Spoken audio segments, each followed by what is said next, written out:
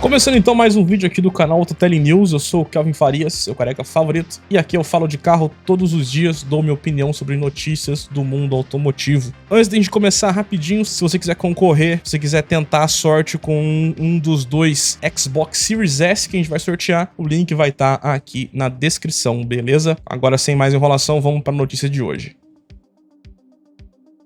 Esse é um vídeo muito mais opinativo do que informativo, vamos lá. Eu já contei isso aqui no canal, mas vou contar de novo pra quem não viu nas antigas, né? Eu tive uma certa dificuldade no começo em entender o que é o Polo GTS, porque, de certa forma, intocada, eu já vi até elogios mais fortes ao Virtus 1.6 do que ao próprio Polo GTS. Eu já andei num Virtus 1.6 modificado que era bem legal, bem divertidinho. Então eu tinha uma certa dificuldade de entender pra quem que era esse Polo GTS, porque você tem uma altura do solo enorme, a mesma exata altura do Nivus, ok? O Nivus não é SUV, o Polo GTS tem a mesma altura, tem essa roda horrível, não tem nenhum apelo gritante em visual, né? Ele tem umas modificaçõezinhas, mas não são tão iguais ao do Polo GTI da Europa, por exemplo. Só tinha câmbio automático e o motor 1.4 de 150 cavalos. Eu fiquei pensando, porra, ele é de fato um GTS brasileiro meia bomba mesmo, né? Porque ele não é esportivão e nem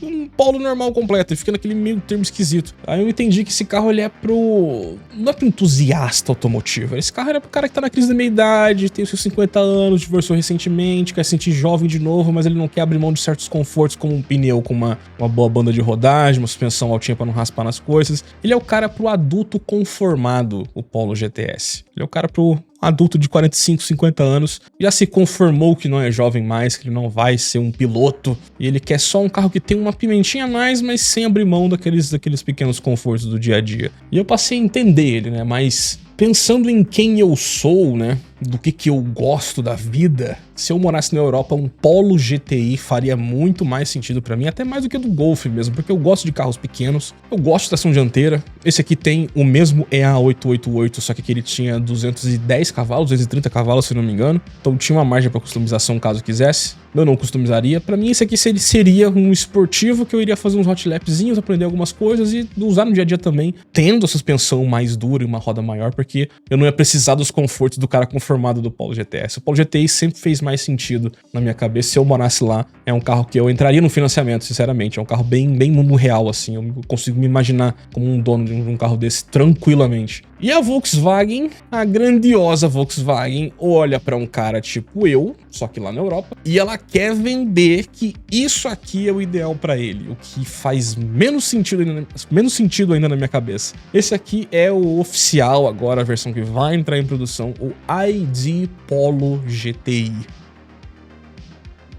Se eu pensar que eu não escrevi essa intro, acho que essa foi a melhor intro aqui do Autotele News até hoje, hein? Enfim, vamos lá, né? Primeiro a gente começa com a tentativa de um difusor. Tem um desenho de difusor, ele é só um sabor de difusor, porque ele não tem nenhuma eficácia de fluxo de ar de verdade aqui. Aí você tem a mesma exata clássica coluna C de um Golf num carro que tem uma altura maior que de T-Cross. Você tem o recorte onde deveria estar a lanterna, mas a lanterna vem esse elemento inteiro, que é o que tá na moda. Você eleva a lanterna, encurta o vidro traseiro, bota a câmera de ré pra você não enxergar e pronto, agora você tem um carro robusto. Eu odeio esse tipo de design. Aí você tem a jogada mais antiga em design, que é você tentar esconder a maçaneta aqui em cima, na coluna C, porque se a maçaneta fosse aqui embaixo vai ficar horrível no meio do vinco. Você cria um vinco tosco e depois esconde aqui em cima. Não gosto em nada no design desse carro. Não gosto em nada, sinceramente. Aí você tem a dianteira,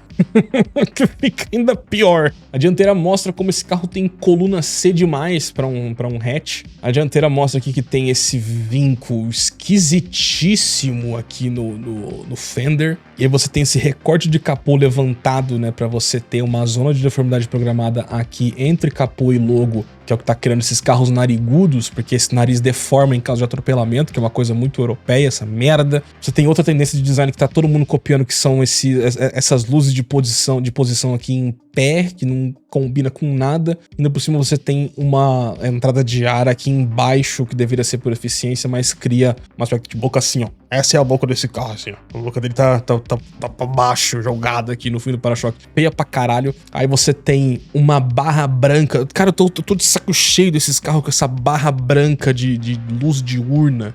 Nossa, isso é uma tendência muito brega de design. E você tem o logo GTI deslocado, passando por cima da faixinha vermelha clássica dos GTI. E ela vem e faz tipo aquelas maquiagens que as meninas fazem de delineada do gatinho aqui, que sobe aqui, ó, ficando mais fina. Assim, completamente esquecível, né? E aí você tem 3 camadas aqui, né? Você tem uma camada de black piano com a faixinha vermelha, outra camada com o LED branco tosco, que é inteiro na dianteira, e esse negocinho pequenininho aqui em cima, isso aqui que é o farol de fato numa dianteira com um para-choque imenso. Horrível, horrível. Esse design pra mim ele é tão feio quanto a Ferrari Luce, né? E é isso que a Volkswagen quer vender pros jovens fãs de hot hatches na Europa. Um carro que já chega aí aos seus 3 anos atrasados no hype dos elétricos, com essa roda que também tem o mesmo aspecto de tampa de bueiro que a Peugeot vive utilizando. Parece que o design automotivo esqueceu como desenha a roda bonita, não faz nenhum sentido. A roda do Golf GTI de 50 anos é linda, isso aqui é fezes, como diria o vinheteiro, isso aqui é fezes com Z, fezes de 100% de pureza, isso aqui é o que ele diria. E o que não falar do interior, não é mesmo? No vídeo da Lucy eu tava calmo, hoje eu não tô calmo, hoje eu tô de saco cheio,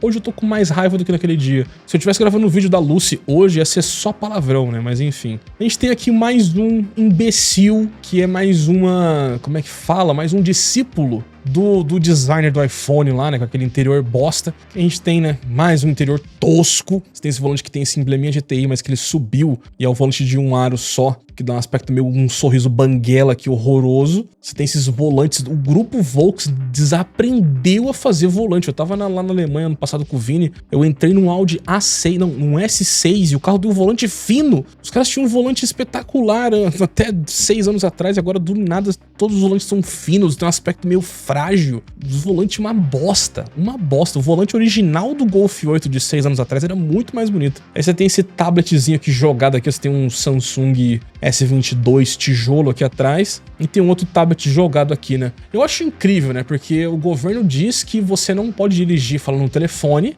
mas o governo permite que um carro lance com um tablet dentro, né? Eu acho impressionante isso. Se fosse sobre segurança mesmo, de fato, você não ia ter esse tipo de tela dentro do carro, né? Eu ainda sou contra telas, eu ainda não consigo entender. Tirando pra GPS, pra mim o restante é um crime de trânsito, né? Aí nos materiais, né, que a Volkswagen prometeu que ia melhorar os materiais, né? Parece ser o mesmo plástico duro, porque isso aqui é um carro barato, né? Em teoria é pra ser um carro barato, com um aspecto de um tecido ali em cima. Ele tenta ser nostálgico com linha reta, mas ficou só brega. Hoje eu fui longe no Range. Outra coisa também que eu não gosto desses interiores novos da Volkswagen, olha esse aspecto de cinza envelhecido, triste no interior. Na outra foto que não tem flash fica até uma coisa normal, mas aí você bota uma luz do dia aqui, fica esse cinza de carro de contador. Nossa, cara, que merda. Isso aqui é o que a Volkswagen quer vender pros jovens, de novo, né? Vou bater nessa tecla. E você tá achando essa roda pequena nessa foto? Essa roda era o 19. Isso era pra ser um hot hatch, mas isso é imenso. Igual aquele Ioniq 5N, que eu achava que era pequenininho nas fotos. E aí quando eu vi uma foto do mundo real dele, de fato, ele é gigantesco. Isso aqui, se vier pro Brasil, pelo tamanho dele, ele é um SUV.